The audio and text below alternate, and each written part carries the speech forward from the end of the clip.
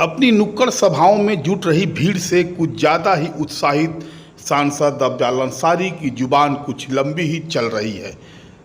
जनाब न सिर्फ अपनी जीत पक्की मान रहे हैं बल्कि पूरे देश से भाजपा का सुपड़ा साफ होने का दंभ भी भर रहे हैं। यह दंभ भरने के पीछे उनके आकलन क्या क्या हिसाब किताब है यह तो वही जानते होंगे, मगर आप याद करें कि 2022 के विधानसभा चुनाव में भी यही अफजाल अंसारी सूबे में भाजपा की हुकूमत को उखाड़ फेंकने और सपा की हुकूमत आने का ताल ठोक रहे थे। तुर्रा यह कि उनके उस दावे को सुन खुद उन्हीं के भतीजे विधायक अब्बास अंसारी अपने निर्वाचन क्षेत्र मऊ के अफसरों के हिसाब किताब लेने की बात करने लगे थे, मगर अफसोस कि बेचारे अब्बास अंसारी अपनी चली उसी सेकचिल्ली जुबान के चलते आज जेल की सलाखों के पीछे पहुंच गए हैं और अब फिर उसी लहजे में अफजाल अंसारी की जुबान चल रही है। इस बार भी अफजाल के दावे का क्या होगा खुदा ही जाने। तो चलते चलते मैं आपको सुना दूं कि अफजाल अंसारी किस अंदाज में हैं।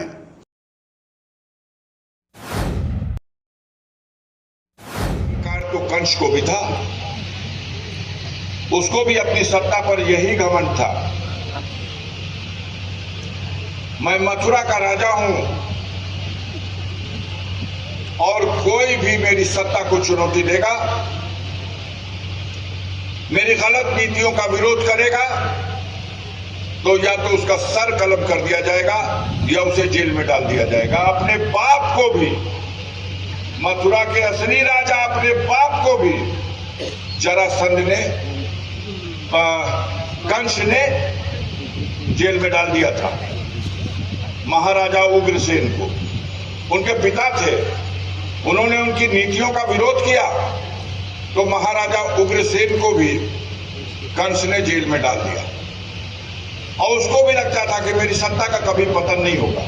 इन्हीं लोगों की तरह सत्ता के नशे में चूर अहंकारी कंस। और एक दिन ऐसा आया जब कंस की सत्ता का भी अंत हो गया और कंस के अहंकार का भी अंत हो गया और कंस का भी अंत हो गया। वो दिन दूर नहीं जो कंस के नक्शे कदम पर चलने वाले सत्ता में बैठे हुए लोग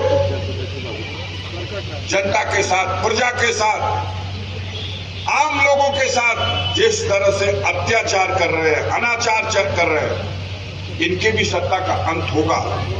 और आज की तिथि में मैं पूरे दावे के साथ कह सकता हूं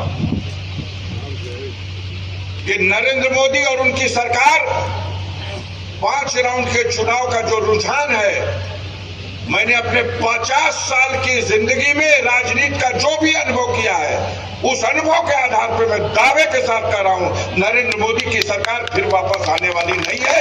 ये इतिहास बन चुके हैं, सर पटक के मर जाएंगे, अब आना नहीं है।